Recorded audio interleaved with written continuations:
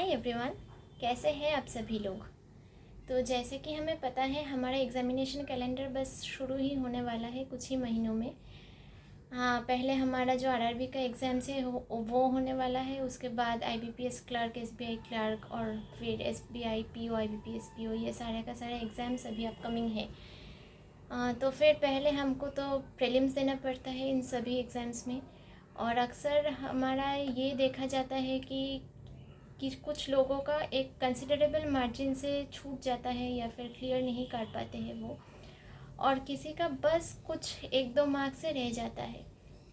तो फिर प्रीलिम्स के लिए एक तो स्पीड और एक्यूरेसी की ज़रूरत है ही है, लेकिन उसके साथ साथ अगर एक स्ट्रैटेजी हम फॉलो करेंगे तो फिर हमारा ज़्यादा आसानी होगी कि प्रीलिम्स को हम कैसे क्लियर कर पाए।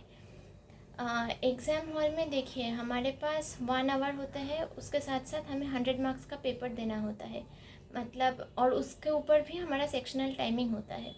तो फिर हमारा लगभग बस 30 सेकेंड्स 35 सेकेंड्स में एक क्वेश्चन को कंप्लीट करना होता है। तो फिर एग्ज़ाम हॉल में हमारे पास इतना वक्त नहीं होता है कि हम तब बैठ के स्ट्रेटेजाइज करें कि किसको छोड़े और किसको करें।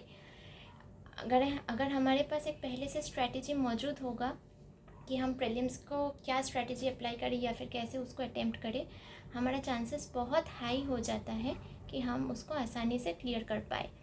तो फिर चलिए देखते हैं हमारा प्रीलिम्स का स्ट्रैटेजी क्या होना चाहिए। ओके, तो जैसे हमें पता है प्रीलिम्स का हमारा 3 सेक्शंस आता है, इंग्लिश, क्वांट और रीजनिंग। तो फिर चलिए सबसे पहले बात करते हैं रीजनिंग के बारे में। अब देखिए प्रीलिम्स का बैंकिंग एग्जामिनेशन का अगर आप प्रीवियस ईयर पेपर्स देखें या फिर मॉक टेस्ट देखें या फिर कुछ भी जो भी आपका क्वेश्चंस हो वो देखें, तो एक कॉमन चीज़ आपको ज़रूर नज़र आएगा, वो है कि जो भी पजल्स आता है, पजल्स हमारा 50% वेटेज कैरी करता है, मतलब मिनिमम 50% वो तो कैरी करता ही है। कभी कभी कुछ कुछ एग्ज़ाम्स में ज़्यादा वेटेज भी हो जाता है। जैसे कि जो हमारा आईबीपीएस का लेटेस्ट एग्ज़ाम हुआ था पीओ में, उसमें ज़्यादा वेटेज हमारा पजल्स को दे दिया था इन मैक्सिमम शिफ्ट्स। तो फिर पज़ल का एक बहुत ज़्यादा वेटेज है। तो फिर अगर आप ध्यान से देखें क्वेश्चंस में, तो फिर हर पज़ल में आपको ऐसा दिखेगा कि कुछ क्वेश्चन में बस 2 ही ऐसा जगह है जहाँ पे आपको मतलब एक चॉइस आता है। एक एग्जांपल देके अगर मैं समझाऊँ आपको, कि जो कि हमारा स्क्वायर टेबल पजल होता है, ऐसे बोल दिया जाता है Q is sitting right of P, okay, and उसके साथ साथ ये बोला जाता है कि 4 people are facing inside and 4 people are facing outside, और P whether he is facing inside और आउटसाइड वो नहीं बोला जाता है। तो फिर ऐसे में हमारे पास 2 चॉइस होता है, एक तो हम पी को इनसाइड फेस करके क्यू को उसका लेफ़्ट में बिठा दें, या फिर हम पी को आउटसाइड फेस करके क्यू को उसका लेफ़्ट में बिठा दें। बस यही 2 चॉइस हमारा ड्रॉ करना होता है, और उसके बाद जो भी क्वेश्चन में बोला है बस आप वही कॉपी पे कीजिए, कुछ एक्स्ट्रा मत कीजिए, जो क्वेश्चन में बोला है वो कीजिए। एक आपका पॉइंट ये आएगा जहाँ पे आपको 2 चॉइस मिलेगा, और उसके हिसाब से आपको 2 पजल्स ऐसे बना के फाइनल पजल तक आपको पहुँचना है। ये एक बहुत कम का चीज़ है जो अगर आप थोड़ा सा प्रैक्टिस करेंगे आपको आ जाएगा। कि मैक्सिमम क्वेश्चंस में हमारा जो बैंकिंग में आता है, चाहे वो एसबीआई हो कि आईबीपीएस हो, हमारा चॉइसेस हमेशा 2 होते हैं, मैक्सिमम में ऐसा होता है। कभी कभार कुछ एक्सेप्शंस देखा जाता है, लेकिन वो बहुत ही नेग्लिजिबल, और पेपर का स्टैंडर्ड अगर वैसा दे दिया जाए तो होता है, वरना हमारा मैक्सिमम क्वेश्चंस में ये 2 चॉइसेस होता है। और ये सब सिर्फ स्क्वायर बेस्ड पजल में तक ही सीमित नहीं है, ये आप किसी भी पज़ल को उठा लीजिए। जैसे कि हमारा जो शेड्यूलिंग पज़ल आता है, उसमें भी हमारा 2 चॉइसेस होता है हमेशा। थोड़ा सा आप अगर ध्यान से देखेंगे या फिर प्रैक्टिस करेंगे, ये बहुत क्लियरली आपको नज़र आ जाएगा। तो फिर हमारा रीज़निंग का स्ट्रेटेजी हम ऐसे कर सकते हैं कि पहले हम जो पज़ल का पार्ट नहीं है, जो कि हमारा आता है ब्लड रिलेशन से, डायरेक्शन से, या फिर जो भी हमारा वो आपका अल्फ़ा न्यूमेरिक सीरीज़ आता है, ये सब हम पहले कर ले, ठीक है, सारे के सारे। अक्सर ऐसा होता है कि हम पज़ल पहले अटेम्प्ट करने जाते हैं, वहाँ पे अगर कहीं पे हम अगर अटक जाए तो फिर हमारा टाइम वेस्ट हो जाता है वहाँ पे। तो फिर स्ट्रैटेजी ये होना चाहिए कि हम पहले जो पज़ल का पार्ट नहीं है उसको हम पहले अटेम्प्ट कर लें, और उसके बाद हम मूव करें टूवर्ड्स पज़ल।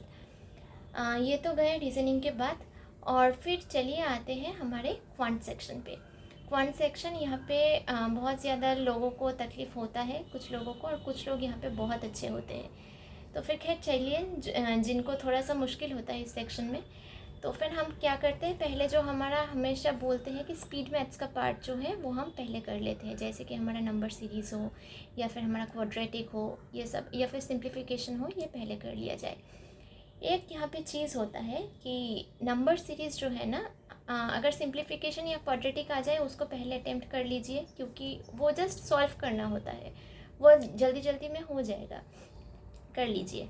और फिर हम नंबर सीरीज़ पे जब आते हैं, हमारा ऐसा होता है कि हमारा एक नंबर सीरीज़ शायद अटक जाए, क्योंकि वहाँ पे पांचों ही बहुत सिंपल नंबर सीरीज़ आएंगे, ऐसा तो नहीं होगा। अब पीओ लेवल की पेपर की अगर अब बात करें तो वहाँ पे बहुत ज़्यादा सिंपल सीरीज़ नहीं आते हैं।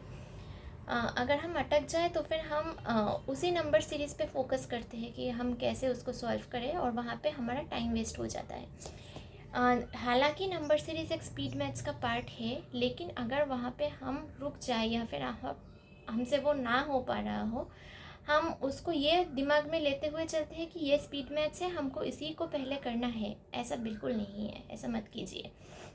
अगर आप अटक रहे हो उसको वहीं पे छोड़ दो, बस एक बार देखो, 2 बार देखो, उससे ज़्यादा नहीं, ट्राई कर लो, फिर उसको वहीं छोड़ो और आगे बढ़ जाओ। जो नंबर सीरीज़ आपको आते हैं वो कीजिए, और उसके बाद आप स्ट्रेट शिफ्ट कीजिए डीआई पे। प्रीलिम्स की बात मैं कर रही हूँ, उसके बाद आप स्ट्रेट शिफ्ट कीजिए डीआई पे, जो भी डीआई हमारा 2 डीआई आता है या फिर 3 डीआई आता है, ठीक है, पीओ लेवल में। और हमारा जो क्लरिकल लेवल होता है वहाँ पे हमारा एक ही डीआई आता है, या फिर अगर कभी कभी लेवल वैसा हो तो 2 डीआई आ जाते हैं। तो फिर आप स्ट्रेट शिफ्ट कीजिए डीआई पे, डीआई को आप कंप्लीट कर लीजिए, और फिर आप शिफ्ट कीजिए अरिथमेटिक पे। ऐसे क्या होगा, ऐसे आप ज़्यादा क्वेश्चंस अटेम्प्ट कर पाएंगे।